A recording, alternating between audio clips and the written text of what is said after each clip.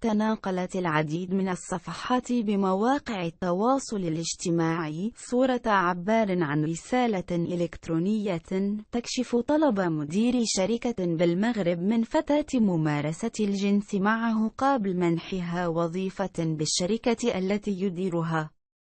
ويظهر مضمون الرسالة الجرأة الكبيرة لعهد المدير الذي اشترط وبشكل واضح على الفتاة ممارسة الجنس معه حتى يمكنها من الحصول على فرصة شغل وظيفة بالشركة.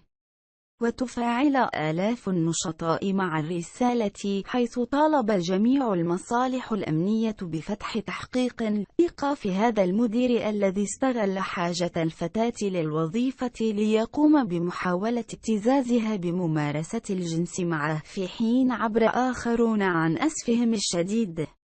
لقيام بعض أصحاب المناصب باستغلال حاجة ورغبة الفتيات للعمل للحصول على لقمة العيش والذك بمطالبتهن بالتنازل عن شرفهن وممارسة الجنس المحرم معهم.